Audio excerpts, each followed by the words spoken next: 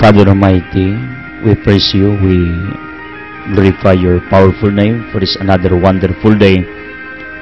Thank you for allowing me to be present today in proclaiming your gospel.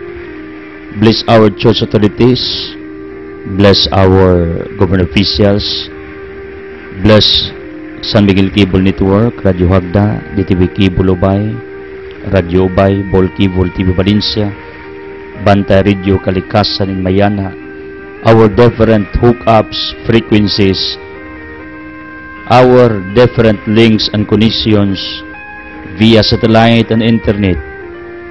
Panalangin ni Amahan, our staff, our management with Boss John Daniel and the board of directors with Boss Ligaya, and their businesses with the GD Caligan Foundation Incorporated. Bless also our Altia businesses with my loved ones, Alma and Tia. Father, bless our closest ministry workers. Liguna, panalaginis sila. Bless also our benefactors, donors, who are spending their finances just to sustain this ministry, Almighty Father, for your honor and glory. Bless our advocacies for the least fortunate, for our environment, for the progress and prosperity of all your people through concepts and ideas. Amahan, panalangini ang tanan nga nagsunod sa radyo, telebisyon, sa internet, sa pamantalaan at this very moment. Father, in Jesus Christ of Nazareth, I claim and declare for the resolutions of all our curses, bondages, sicknesses, troubles, hitter and sighters, fears, worries, dissolve, Almighty Father. In Jesus' name, touch each one of us, one by one. Labi na sakit sa utok, matalong baba, liw kasing-kasing sa atay sa baga, sa kidney, reproductive organ, tissues, muscles, cells, sa bukog, sa pasadugo, chemical imbalance, immune system, nervous system, head to foot. Father, please, dissolve all our infirmities. Touch us. Veni Sancti Spiritus, empower us, Holy Spirit, guide us, comfort us. Santa Maria San Jose, Padre Pio, San Vicente Ferrer, Ezequiel Moreno, Thomas de Aquinas Agustin, Tony Padua, Obanis, Jose Maria Escriba, Padre Pio, St. Teresa of Calcutta, San Pedro Calungsos Lorenzo Ruiz, Pulanto de Chofilo Camumot, Fulton St. Patrick Piton, all venerables, loved ones in heaven, please be with us, pray for us. In Jesus' name, Amen. Ang atong Ebanghelyo karong adlaw, sumala ni San Juan, Kapitulo 19, 25, ngadto og 27. Dool sa krus na Jesus nagbarog ang iyang inahan, ug ang igsuon sa inahan si Maria nga asawa ni Cleophas ug si Maria Magdalena. Sa pagkakita na Jesus sa iyang inahan ug sa tinun-an nga iyang gimahal nga nagbarog didto, mingon siya sa iyang inahan, "Babae, siya ang imong anak." Ug mingon siya sa tinun-an, "Siya ang imong inahan." So kadiadto gidala sa tinun-an si Maria, aron didto namupuyo sa iyang balay. Today, we are celebrating the feast of Our Lady of Sorrows.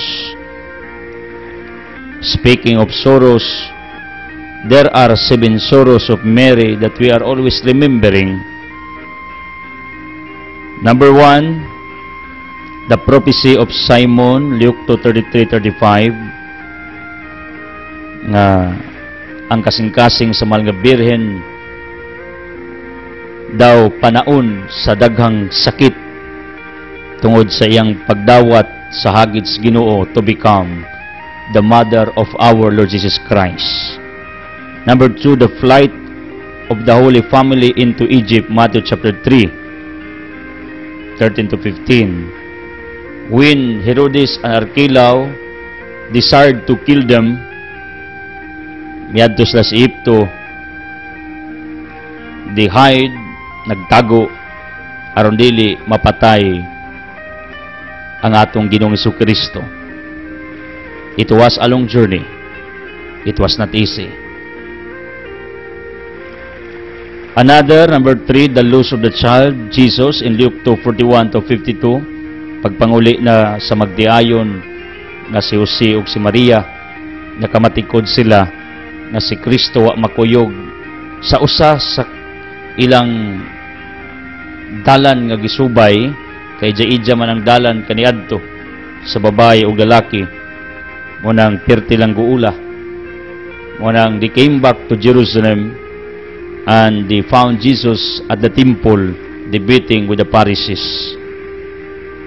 Ikaapat nga kasakit, meeting of Jesus and Mary along the way of His cross, Luke 23:27 to 29. Samtang si Kristo gikulata, nagpasan sa krus paingon sa bukid sa Kalbaryo, nakita ni sa iyang inahan. It was a very painful encounter between Jesus and Mary. Fifth, the crucifixion and death of Jesus, John 19:25-30. This is our gospel. Nadiin ang mahal nga birhen na nakakita sa kamatayon sang anak tungod kay naara siya sa kiliran. 6, Jesus is taken down from the cross and placed in the arms of Mary, his mother. Sa diyang namatay si Kristo, ang mahal nga birhen gigakos, yang ipahigda sa iyang mga bukton. Mao ni ang senaryo. Ikapito, Jesus is buried in the tomb, John, in the Gospel of John 19, if not mistaken, 38 to 42. Mao ni ang pito ka mga kasakit sa mga birhen. Pero take note, not only 7 sorrows, but we are only talking the major sorrows of Mary. Tungod kay daghan pa kaayong mga kasakitan ang gidangatan sa mga birhen tungod sa iyang pagdawat.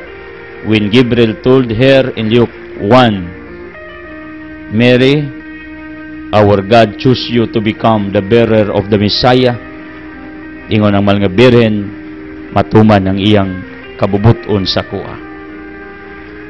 People, in remembering the sorrows of Mary, simple lang ang akong painumdum sa matausa kanato, including myself.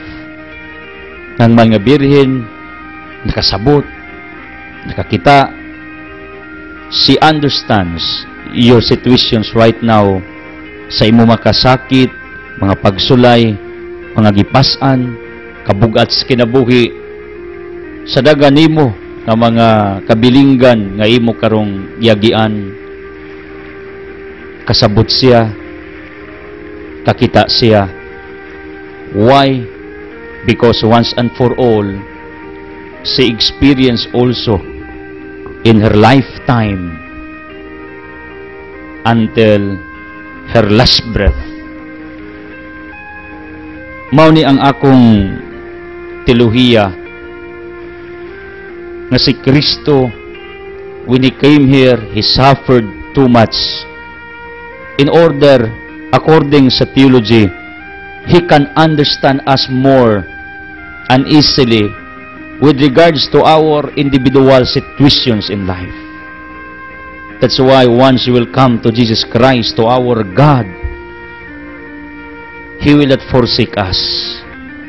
Ngano, once and for all, naka-experience si Kristo as a human being na nag-antos, gisakitan, gisakit, gidagmalan.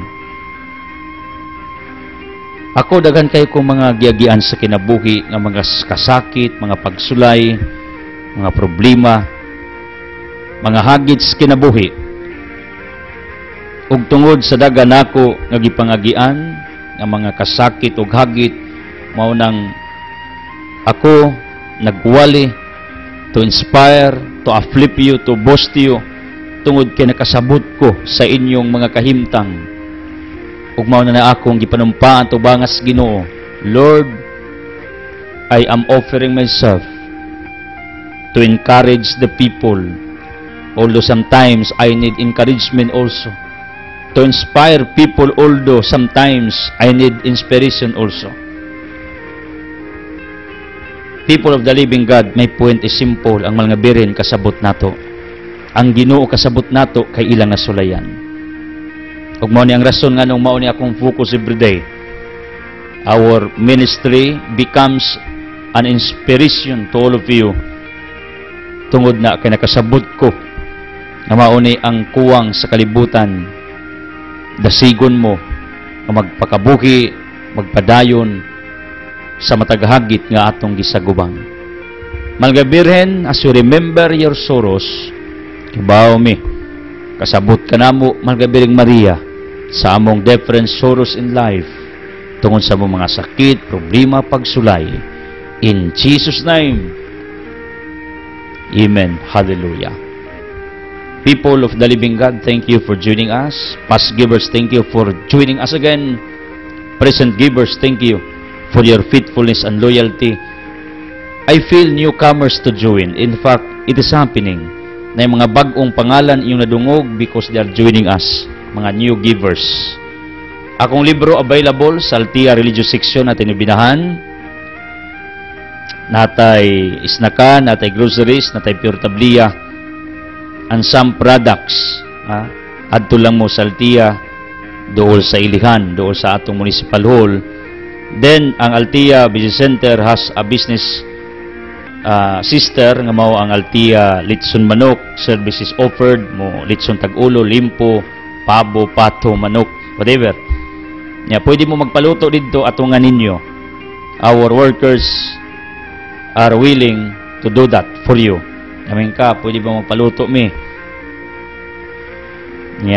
Kung tanaw ninyo nga bago pang giluto, mas maayo, ug tanaw ninyo nga taud-taud na, simpre gibaga guna, gituyok. Mao nang lahi ginang lasa ng maupay paghaon ug taud-taud na kay gibaga guna para ma-preserve. And I'm instructing already sa atong mga workers nga ug mahimo fresh luto pirmi i-serve. Mao ni ang atong gipaningkamutan because every day bag-o mang manok, and courtesy sa Cinderella dressed chicken, sila may nag-supply nato kay libre man delivery. O iapil yung ampo ang atong pagpaningkamot sa umahan. Ang atong farm sa Altia, sa Alicia, ang dapit sa akong ginikanan, din ko na imugso, soon to become a tourist spot. Believe me. Ako na nang gideclare ug ako na nang na-visualize. The view of our farm is very unique and awesome or else amazing tungod ni sa ongoing development nato dito.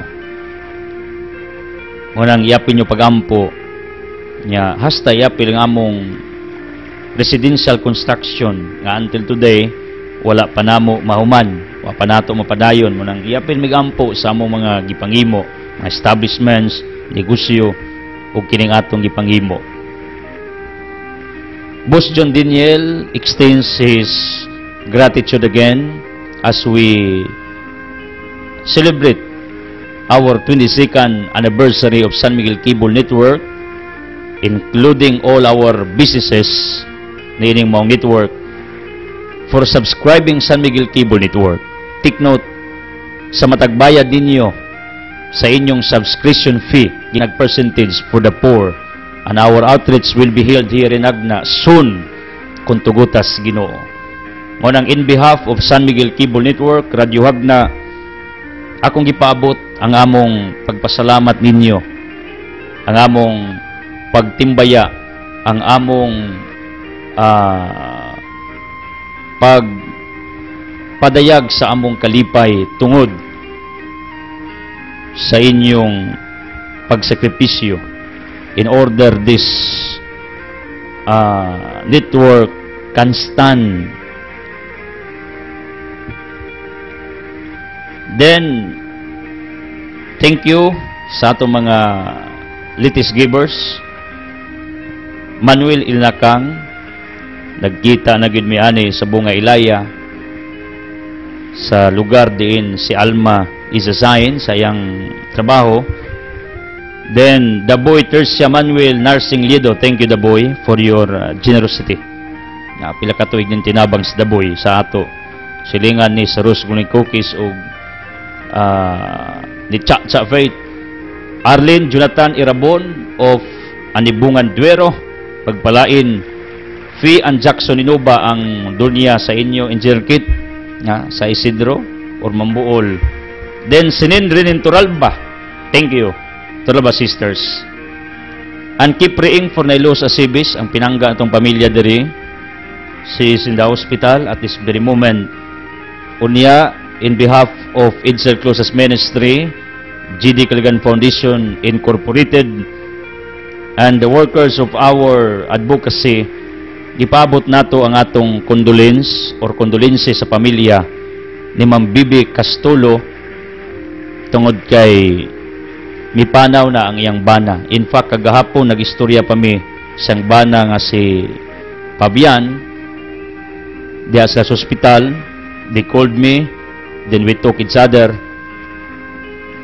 Pagkahapon or kagabi nabugtuan siyang kinabuhi.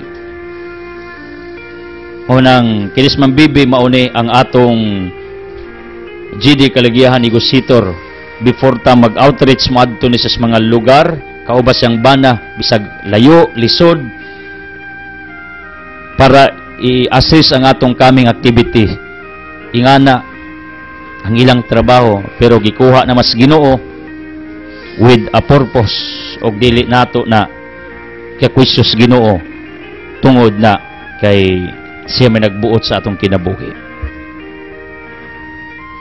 Mo nang condolences ako kabaw mo sakitan ko pag naatay mga workers, mga membro sa atong ministeryo nga mopanaw, pero on the other side lipay ko tungod kay nakapangandam ni kining Ma'am Bibi's husband, nakapangandam spiritually, nakapangalagad, nakapangandam ug mao ni atong hagit sa matag usa before will die makapangandam unta ta. Mo nang sa tanang mga masakiton, mga namatyan, condolences sa tanang nag-birthday, happy birthday, sa tanang nagsaulog ug mga anniversaries or whatever nga mga kasal. Labi na sa kong igala si Ernie of Canulao. Congratulations ninyo. Iyapin nyo gampo si Madam DC Balderrama, ang in-charge sa Lagkaw Food House. She needs prayers. Nanginanglan sa siya sa inyong mga pag-ampo o sa inyong mga pangaliya. FYI, for your information, kabantay mo ang atong mga sponsors ato nang gibasa sa atong pagsugod. Ang atong basahon during my program, like this moment, kanarang mga mihatag presently. Kanang mi tunol og tabang sa atong mga workers, kamanangina, bibileksyunis, paskabunok, edita, bilikaryo, or ngadto niinahan, nagawtsupi, or kang kinsa, kang Madam Mildred, o asa mo mo tunol, they will text us or at the limit ilan ang itig sa kuha para maka-update sa inyong tabang. Benefactors, salamat. Speaking of our gospel, nagisgot ni may tungod sa scenario event and the greatest event in the history, the crucifixion of Jesus Christ on the cross. Dili pagyud ni ordinaryo nga pangitabo tungod kay sayang kamatayon. We were saved. The broken relationship was restored. Mary was there witnessing. Mary became a living witness in the last breath of Jesus Christ. Mauni ang pinakasakit nga nitabo tungod kay ang mahal nga birhen nakasaksi sa katapusang gutlo sa kinabuhi sa iyang anak. My wife experienced also like that. She saw the last breath of my firstborn baby, Pula Anthony, at the hospital. Diha gid sa stapad, hangtod the last struggle sa akong anak, hangtod nabugtuan siyang kinabuhi. Muna rason nga no, para nako entitled kong mudasig sa mga namatian, nawad-an sa minahal sa kinabuhi. Why? Because once and for all, I experienced also to lost my firstborn baby. My wife was a witness during that moment. Dili lalim, sakit, ug dili na ikalimod ng uban na frustrated tungod sa maong pangitabo. They blame our Almighty God. They complain our Almighty God for the lost, for the death of their loved ones. People, according sa Deuteronomy 32 verse 39, ang tag-iya sa kinabuhi ang Diyos. Ingon ang Ginoo, ako lamang ang may katungod sa pagkuha sa kinabuhi, ug ako lamang ang may katungod sa pagbawi diining maong kinabuhi.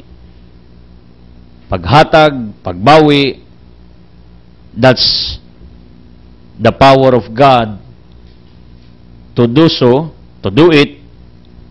Mao na ko nawad-an tag membros kinabuhi, di nato blimo ng Ginoo, di ta magmahay sa Ginoo. Ngano sa pagkatinuod lang mga matay bagay gyud ta. Ija-ija lamang tag schedule, kaalam Solomon 2:5, it's one of us gitakda ng daan kanusa ang atong kamatayon. Pero na-extension ana, like 2 Kings 20, si Hari Ezekias, if not mistaken, nga ang Diyos mi prolong sa iyang kinabuhi, ngano, tungod na kay naginulsul siya, nagpag-o siya sa iyang kinabuhi, tungod kay iyang gihinulsulan ang iyang kinabuhi. Mo nagingon sa 2 Kings 20 verses 1 to 6 about the life of King Hezekiah or Ezekias. God told them, I will prolong your life for 15 years.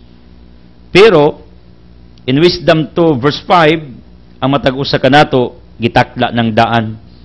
Ang Jeremiah 15 verses 2 to 3, ang tanang tao mga matay sa kasiklasing paagi. Madisgrasya, pusilon, di nakat mata, nasakit, mamatay kita, wag kita kay bawag kanusa.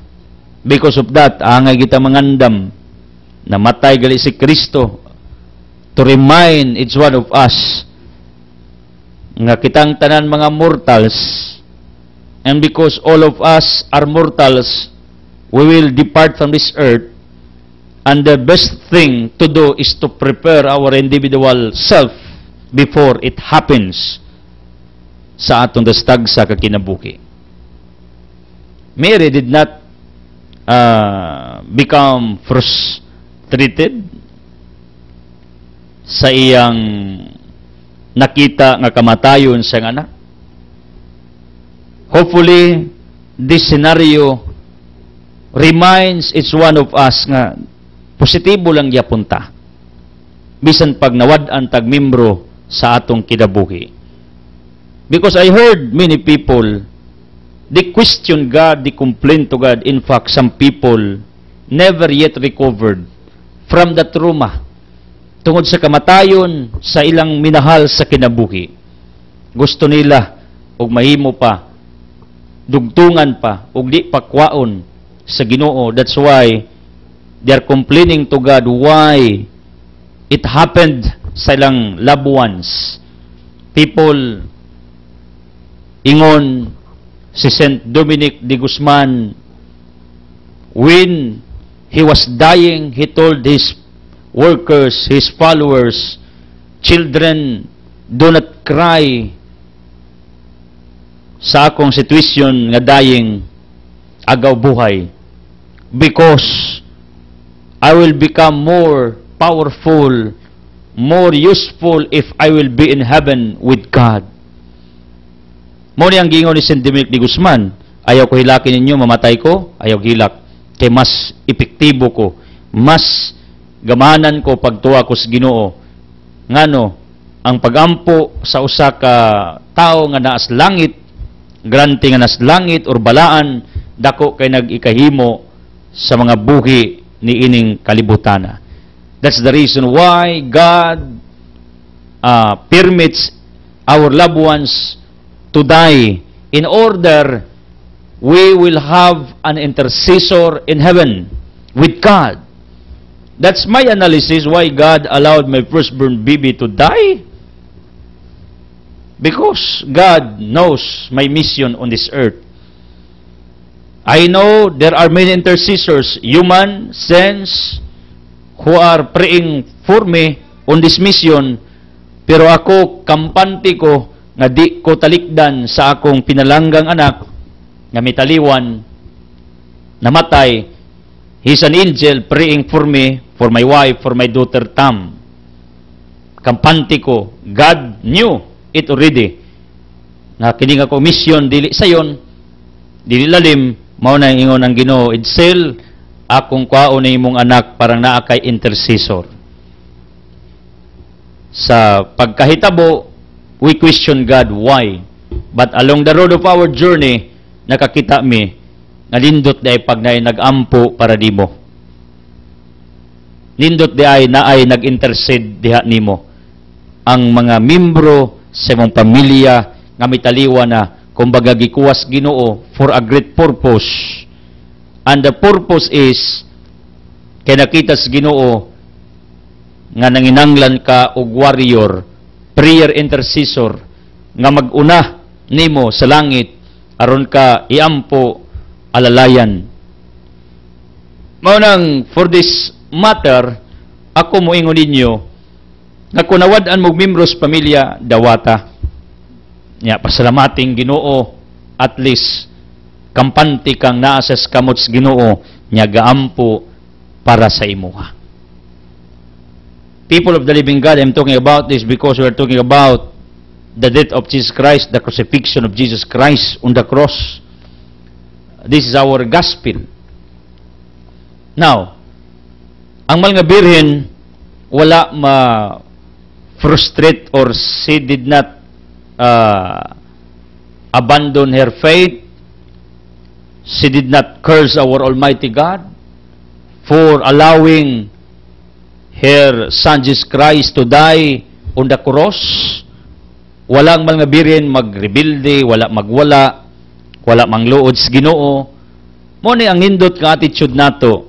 If ever somebody is lost in our lives, in our families, our loved ones, din data mangluod, din nato i-abandon natong pagtuo, di ta mo kwisyo sa Ginoo. Anyway, it's normal nga mangutana ka sa Ginoo, pero along the road of your journey, hopefully, you will stop questioning. Instead, you will embrace the truth nga ang imong membros pamilya, gipapahuway na sa Ginoo to become an intercessor for you. Then, if ever there is an object, anything, position, profession, career, whatever do we have, then it is lost in one, what he called, twinkle of an eye, not mistaken, kas ang pagpamilok, kas animong pagtanaw, wa na kay sakyanan, wa na kay fiances, kay gimbargo na, wa na kay balay, kay gimbargo na, kay giloan di ay, or wa na kay negosyo, wa na kay cellphones, wa na kay mga importanteng butang sa imong kinabuhi ba. Kalit naguba, nawa, nahanaw, everything is lost, or something is broken, is destroyed, what is your reaction toward it? When Mary saw the death of Jesus Christ, nihilak ng siya. Tuloy ang buhay. In fact, mayon si Kristo babay na imong anak. Babay means mama na sa ilang panahon ni Jesus Christ sa Hebrew or Greek terminology. Then ingon siya, anak, di ang imong inahan. Tungod kay nakita ni Kristo na bisagwa na siya.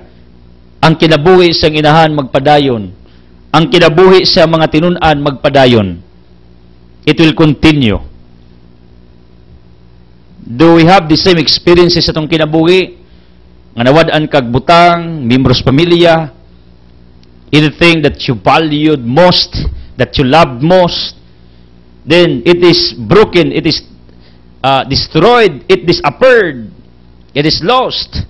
What is your reaction toward it? Nangluod ka, nagrebuilde ka, nagwala ka, nagkomentado ka, ang uban manggali, maghikog, kinawad ag minahas kinabuhi, nawad ag uyab, nawad ag girlfriend, nawad-an og boyfriend, sus marusip. Pagkadaghang babay, pagkadaghang lalaki, normal lang masakitan ka pag magmahal ka. Pero dili unta diha ra kutob ang imong pananaw og kinabuhi. Heads up. Napay mas maayos unahan nga nagpaabot. Ganung makatambag ko na, kagi sa kuana. People of the living God, my point is simple. I am referring to the character, to the attitude of Mary with regards to her sorrows, with regards to her experience, labi na ang iyang pagka-witness, ang iyang pagsaksi sa kamatayon siyang pinalangga nga anak nga si Jesus Christ. Pinakasuod na ba sa anak inahan? And it is proven, mo na kining inahan, anda magpakamatay para sa iyang anak. Andam niya ibuhis ang iyang kinabuhi para sa iyang mga anak. As far as I am concerned, kining mga inahan, ba ra ginagdaghan ana. Pero ang ilang kasing-kasing, mas dako pa, ug mas daghan pa, ang sulod nga gugma kumpara sa ilang ba nga gilitok silang ba. The words that come from their mouth are lesser than the love of their heart sa matag inahan. This is proven. Baba ang kinahan, pero mulurang nagali ang kasuko, sus, kakson-gakson ang anak. That's what I witnessed to my wife. Pagsaputon siyang tam, la istorya diri, istorya dito, niguman, kaksustam, lambingon. Di ako nakakonclude ngay nga na gidi ay kami gugmaon ang ginahan. Andam isugal ang tanan para lang sa iyang anak. I know, Mary, if given an opportunity, if she was given to die in behalf of her son, Jesus Christ, she will do it. Ngayon tumal nga birin, ako na ilansang, ayaw nga akong anak. Pero Mary knew nga kinanglan niyang anak mao'y patyon para sa kaluwasan sa kadaghanan. Mo nang iyang gibuwat didto, iyang gi-comfort ang Ginoo sa iyang katapusang pagtinga tungod kay pag nakay sakit anak ka, pag makakita gali kas duol sa imong dugan, mura kag maulian. Pag ang akong anak na ibation, pangitaon ko niya pirme, di ko pwedeng mulakaw layo. Ang akong asawa yang pangitaon pirme, kay maglambing, magmanya, kasabot ko ana, tungod kay pag naibation ang tao, ang iyang gimahal o kag nangmahal kaniya, makapagaan sa iyang gibati nga kasakitan. And Mary knew it. That's the reason why, together with her companions, didto sila, tungod kay gusto niya, nga paagaanon ang gibati ni Kristo, nga naa sa krus nagtinga. During this moment, ngay malation, agaw buhay, gustos mal nga birhen, iyang i-comfort ang iyang anak. And you know what? Mary is the same, yesterday, today, and forever. Ako ng conviction, way pagkausab. Kung ingana ang iyang gibuhat siyang anak, I know Mary will do it also to each one of us.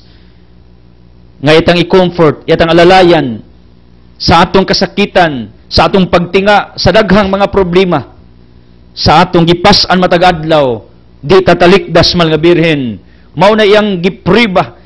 That's here what we call action. That's what she did. Iyang gipakita, iyang gipribahan. Didto siya sa tiilan sa krus. Wa niya biyai ang iyang anak kay malatyon. Wa niya questionang Ginoo, kundi diya misaksi siya. Ijawat magaan-gaanan ang kasakit ni Kristo. Mo ni Birhen Maria nga akong gituan nga nakasabot sa atong mga kasakitan, sa atong mga suliran, sa atong mga gipas-an. Naa siya sa matag usa kanato basta mangayo ka lang sa iyang panabang. If you are believing Mary, if not, then that's your problem. If you will not believe Mary, but ako dako kaayo ko og respeto sa mga birin that she understands each one of us sa atong mga pagantos. Nya di tatalikdan like what she did in front of the cross of our Lord Jesus Christ. People, ang malgabirhin, positibo lang gihapon, tuloy ang buhay, bisan pa kay bawo siya, kamawala ang iyang pinalanggang anak as a human being kauban nila. My point, the bottom line of what I am talking today, whatever is lost, broken, destroyed, disappeared sa imong kinabuhi, butang man na, tao man na, tuloy ang buhay, tuloy ang laban, tuloy ang unsay imong journey to fulfill your divine destiny. Hindi tapos ang lahat, kapatid. Do not put period in everything na itabos imong kinabuhi, because God never puts period, but He always puts comma. Comma in grammar means there is a continuation, while period means that is the end of a sentence. God do not puts period, but He puts comma in our individual life, because God wants us to continue sa unsay atong gipangagian nga di maayo na sinati, brokenness, hurts, pain, sorrows, whatever nga mga nawa sa itong kinabuhi, na-destroy, na-dispatcher, na-baligya, bankruptcy, mga dimalas, mga sakit nga atong gipangagian. God puts comma in your life for you to continue. Tuloy ang laban. There is a song, tuloy ang laban. Tuloy ang buhay. Mo na mingon si Kristo, babae, imong anak, imong inahan, means continue caring my mother. That's the instruction of Christ to His disciples, because Jesus had no brothers and sisters. If He had brothers and sisters in divine logic, why Jesus entrusted His mother to His disciples? It was an insult in their culture ang imong minahal kinabuhi ipang pasapasan nimog mga higalara adto ginas immediate family. Pero this is a proof without doubt that Jesus had no brothers and sisters. He was begotten in the womb of Mary. That's the reason why ang Ginoo miingon, anak, Juan, disipulo, at imana ng akong mama. Kay tuloy ang laban, tuloy ang buhay. This reminds each one of us, kung namatyan ka, nawadan kag butang, nagantos ka, na mga di maayo ni tabos imong kinabuhi, tuloy ang laban. I am referring to the character of Mary. She was very positive, despite of the death of her son, Jesus Christ. And this is supposedly our character. Nga unsay di maayong nitabo nato, namatyan ta, nawad-an tagbutang, profession, trabaho, everything. Ang ato tang aura, disposition, ang atong character, still positive. This is it. Positibo ta. Ako, pagadaghaan akong gipangagias kinabuhi. Nawad-an kog anak, nasuspended, gikaso, nawad-an tag ministeryo, unsa pa, kasuway sa kong na-bankrupt in the past years, kasuway ta nag-antos, nagkasakit-sakit, sus Ginoo, pagadaghan akong gipangagian, mga trials, mga unaccomplished things sa kinabuhi, mga downfalls, failures, pero akong gisumada, I was able with my wife, we were able to continue, kay namin nag-ampo namo, among anak, ang mga gabirin, Mo man ni akong conviction, ako man ang gituan. That's why until today we're still alive, serving you people, working for us to survive. Mo nang para nako usamis mga privileged people on this earth, ngano, ngutana mo, so to speak, ako nagaladgad ko sa Ginoo, akong wife nang ginabuhi, di patas, at least balance ba? Kaysa kami yung duwa, todo kamas, manginabuhi niya, may pagpangalagad. At least, ang usa, secured sa pagtrabaho, ako po, diya, nag-alagad ninyo. Manang para nako, nabalansin na mo ang among kinabuhi. People, ang concept nako ba, pag naamoy mga pagsuway, kasakit, namatya, nawad-an mo, ang inyong karakter unta, di matarog. Padayon nga po mong positibo, padayon mong mo bangon, padayon mong move on, padayon mo nga maning kamot, aron, inyo makabot ang inyong mga damgos kinabuki, di mo mo question sa Ginoo, di mo mangluod sa Ginoo, di ninyo biyaan yung pagtuo, di mo panginaan ang loob, kay ang dag-anan ragyod sa yawa na to, pag mo kwita, pag mo surrender ta. Pero samtang di ka mo surrender, pildi ang yawa. And the exact meaning of failure once you will not stand up.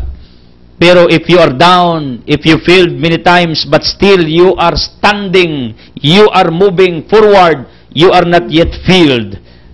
You are a winner soon. You will become a winner in the near days to come. Ayaw ra give up. Ako bitaw kita man ko ana sa flows tong negosyo nga sometimes up and down, na-declination, this is in business, na-inclination, o king kita, usay, dili mayong kita, sa atong panguma, kasuway kong harvest nga wagi ko'y napupo, kay agawang harvest nga pinja in the past years, I told you this many times, nga hilaw man day, abi kong hinog, tungod sa kalisod, ako gitong gipupo, arlipaya pa nako kay baligyas merkado, pero pagdagang mga adlaw, sus, na daot naman ito iris adlaw, murag na hinog, di man di ay, it was my fault. Pero tuloy ang laban, I never stop in farming. What happens? Presently, midako no ng atong farm, midaghag tanom. Ngano, among kumusurrender. Mao ni ang akong point ba? Ang mga birhen, tuloy ang iyang laban sa kinabuhi. Tuloy ang iyang panaw. Tuloy ang iyang kinabuhi. Bisag namatyan sa siyang anak. Nawad-an sa importante sa iyang kinabuhi. Kita po maabot na. Mawad-an tag importanteng butang. Ayaw na kadiskurahi.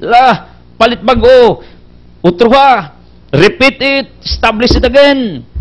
Niya, og nawad-an kag mals kinabuhi. Ilit guna. Ayaw na dibdiba. Ing na ang Ginoo Lord. Imo na ning akong minahal nga. Imong ikuha. Unya, sangpita ng imong minas kinabuhi. Nga iampo ka. Parang way problema. Para nindot imong panaw. Kaysa magsikag blames Ginoo, sikag complain, nga namatay, nga napasagdan, sige pa kag pang complain sa uban, sige kag blame sa uban, tungod na nimo mo na namatay ni, hantud karon wa pagid ka ana maka-move on. What will happen to your life? It will ruin your life. It will ruin your destiny. Once you will not accept what happened sa imong kinabuhi. If you will not accept the truth in your life, people, one of the characters of Mary that I am appreciating so much, her bravery in facing the reality. Listen to this. Pagtalawan ka, sugsugon ka. Pag strong ka, ang imong problema kasakit, it will diminish along the road. Why? I know it. Ako ng experience na pagtalawan ka, matubang og problema, kasakit, challenges, mga pagsaway, mga trials, samuton ka, sugsugon ka, madaw noong ka. Pero if you are brave enough, courageous enough, because the real meaning of courage is doing a certain thing which you believe that there is no more hope. That's the real meaning of courage. Mubuhat ka, bisag nagtuo ka, nga murag wa nay paglaom according to the views of other people, you will still do it, kay naakay gipanakawakan nga courage, bravery. This is the exact meaning of courage. Listen to me. Courage means you will do a certain thing, although some people think that there's no more hope, but still you are doing it. That is a courage. People, you need to have this bravery, you need to have this courage in facing all the adversities of your life. Mary, pusista. Nangluod ba siya sa Ginoo? Kay boss siyang anak ihawon? Wala, positibo siya. Dito ba siya? Yang gatubang. Dito siya stilan. Kita kay usay talawan man ta ako bitaw pagtupok sa mga injection sa kong kamot to have my blood testing. Akong gitanaw, ngano? I told myself I need to be strong kay kun mopiyong ko, tinawan, tan-awon ako inigawa sa dugo sa kong kamot. You speak sa nagtanaw karon. Then, laboratory, halos tanan akong giagian. Tanang request ka laboratory, akong atubang. Yung doktor, laboratory ani, creatinine mo, urinalysis, ESR, unsa pa ng mga kasi-klaseng laboratory, pinagana, CBC, patuloy eco, pa-ECG. Sigun sa lagi declare sa doktor, kabaw mo, mura ko, at the time, kapag guno ng akong pananaw, when the doctor told me to have all these laboratories. But one day I told myself, I need to face this. I need to become strong. I need to stand up. Kabaw mo sa akong gibuhat because of different anxieties and worries. Kay unyag di negative ang result sa mga laboratories or whatever nga di maayo. Ngadto ko mga laboratory testing arena dito ko, request ko dito, request sa doktor, i-laboratory ko ninyo, kay mo naging sa doktor, pakuha kong dugo, unsay mga examine.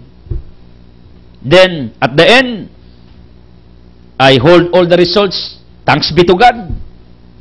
Kay tanan akong resultas dugo, normal yun, kaluis Ginoo. Ang di lang yun normal, tungod kaya doon ako'y mild heart enlargement, mild regiingon po noon. Nya akong tonsillitis nga oftentimes mukalit nig tungha ning tonsillitis. We have tonsils pero di ma-infected inyo ug ako di na mutukar. Kabaw mo karon lahi nang akong pananaw. Pag naay bation positibo akong anak manggali bag-o lang gipaakan sa among alaga nga chihuahua, among tukoy ba nga branded. Nya sigurista man lagi tang ginikanan among gipabaksin kagasto no migdi oras og dako-dakong amount pabakuna. Ang concept nako ba instead maratol may instead mo question mis Ginoo wala to pabakunahan. Ang concept nako simple lang, imbis mo talikod kas problema tubang na. Pero matud pas usa ka author sa sige mo katubas problema, pag kanang problema di gyud mairog, ikaw irog. Unsa man, ari ka skilled agi parang mulagpas ka sa imong problema. Kaya na magi problema ang di na mairog, na magi problema ang ligon. Pero if you cannot carry your problems, believe me, there is somebody who can carry it. Our Almighty God. In fact, Mark 11, if you have great faith, you can command this mountain. Mountain means problems, stress, adversities, odds to depart. And in fact, saying says, faith can make mountains into highways. Kung na kay pagtuo ang mga bukid, mahimong highway sa kinabuhi. Meaning, everything that you cannot lift up because of the heaviness, because of the volume of your problems, or the weight of your problems, the heaviness of your problems, believe that there is someone who can carry it, who can lift up it, who can boost it, who can destroy it. Basta matubang ka. Mary face here fortune in life. That she witnessed the death of her son, Jesus Christ. Og ingani ang akong gusto nga atong i-practice sa kinabuhi because I am practicing it. I am not running away from problems. Pag may problema ni gusto, I face it. Pag may problema to ministeryo, I face it. If we have problems in finances, I face it. If I have problems within family, health whatever, I face it. If we have problems in our farming, I face it. I try to study why. Instead traveling away from it, it will make you coward and it will destroy you. Ngano? Damor kang sugsugon sa panahon, kay talawan man ka. Kitang yawa, yung yawa, kaya nga tawanan ni talawan ni tiwasan ko ni. Mao nang kadugayan, down ka, surrender na ka, kay talawan man ka. Meaning, Panahon galing na kay mga kasakit, problema, atubang na, face it. Look at it. Study. Analyze. How to handle this, how to survive from this, how to face this. Ang mga birhen did it.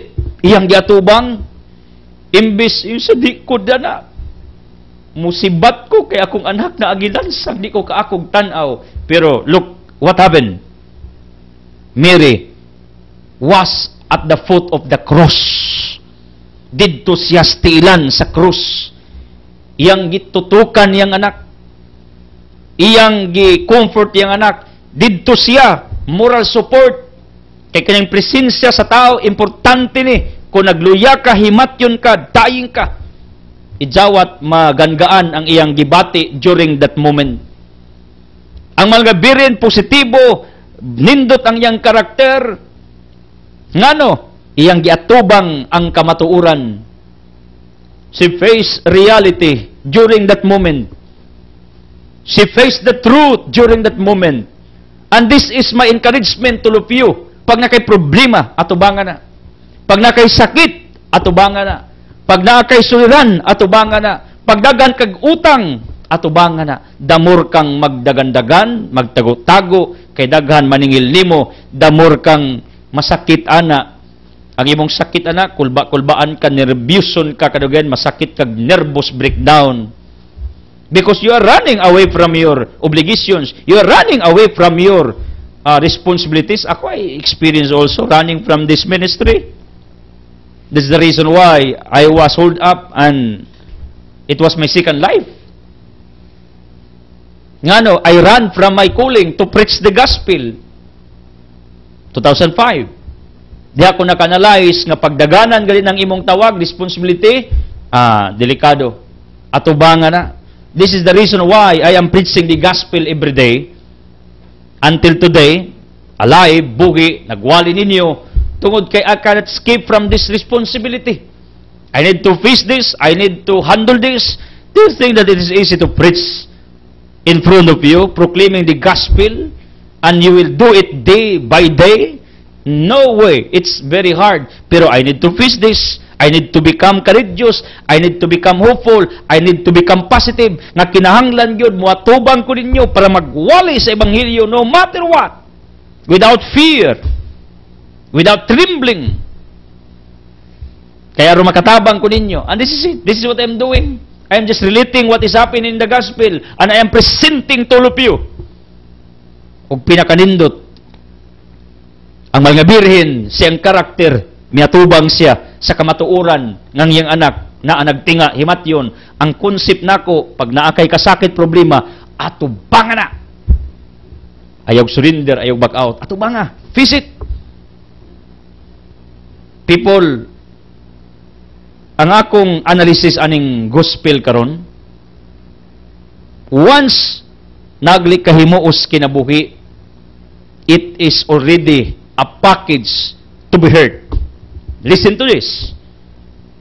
Pag nagli kay advocacy, plano, himuon, damgo, apil na sa imong kinabuhi nga masakitan ka.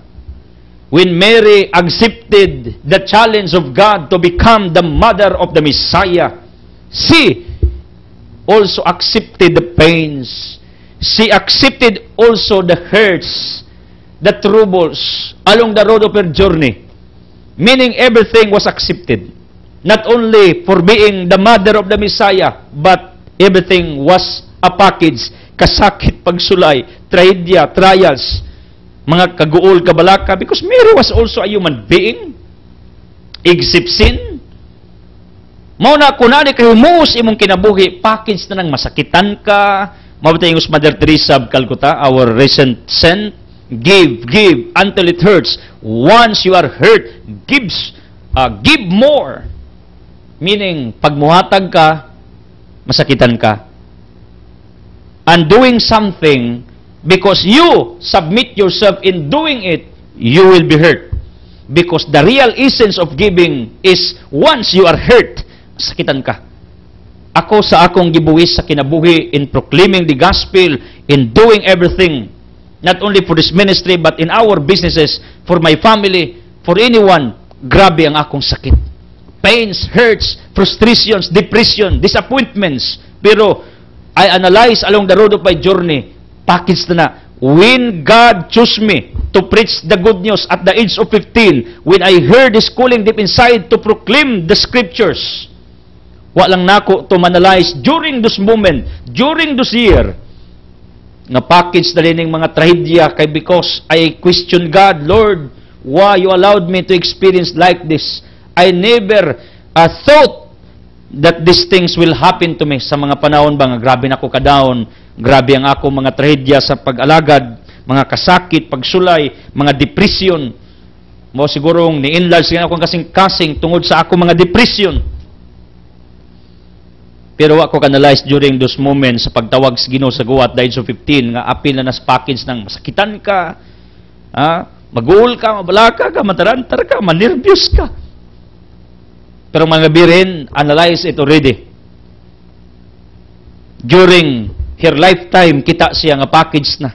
Ang concept nako, di pa wayang tanan para nako, nakanalize ko. Nga sa ako ding pagsabits kong kagalingon, in proclaiming the good news, in serving the poor, in serving you people, masakitan ko, ma-hurts, magka-pain sa akong kasing-kasing. Ang concept nako, simple lang. Pag naaglikay, himuos kinabuhi. Pag masakitan ka, part of your responsibilities na. Pag naka-assignment, masakitan ka, part of your assignment na. Pag nakay-calling from God, masakitan ka, nag-antos ka, part of your calling na. Meaning, kung naakahimuon ng kinabuhi, masakitan yun ka. Mary experience a lot of sorrows. Many sorrows. More sorrows for accepting to become the mother of the Messiah.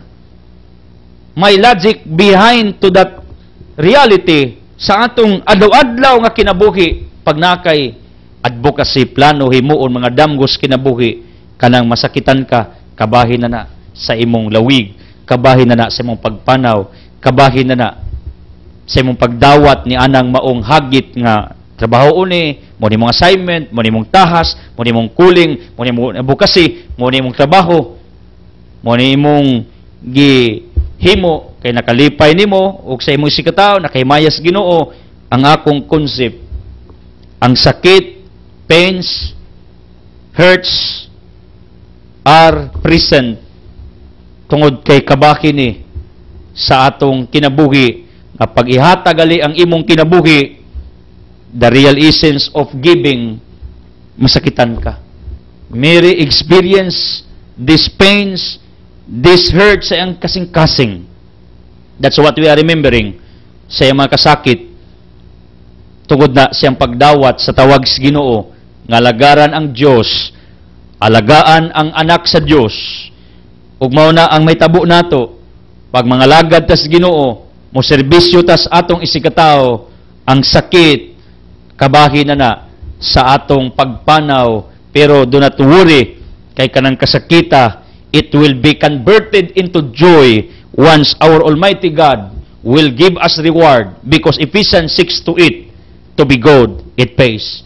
Thank you for joining. Thank you for watching. I don't want to close this broadcast without giving you an opportunity to make Jesus as your healer, provider, the source of miracles nga inyong gikinanglan sa inyong kinabuhi. Ako magampo nga unta pag naamoy problema, kasakit, pagsulay, inyo unta ng atubangon. Ako magampo nga kun mabot unta sa punto nga maka-analyze ta nga sa atong pagdawat sa unsay atong gipanghimo ning kalibutan na, ang sakit, kasakit, kabahin. Pero timan temporaryo ra na, unya na i-reward ang Ginoo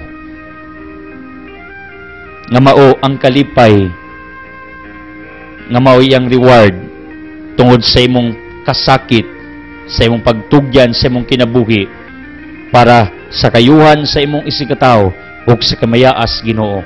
As I declare healing, miracles, blessings, enlightenment in Jesus' name, with the Holy Spirit o sa pag-ampo sa Mahal nga Birheng Maria, sa Saman, sa Anak, sa Espiritu Santo. Amen. The Word has been far destroyed. God loves you.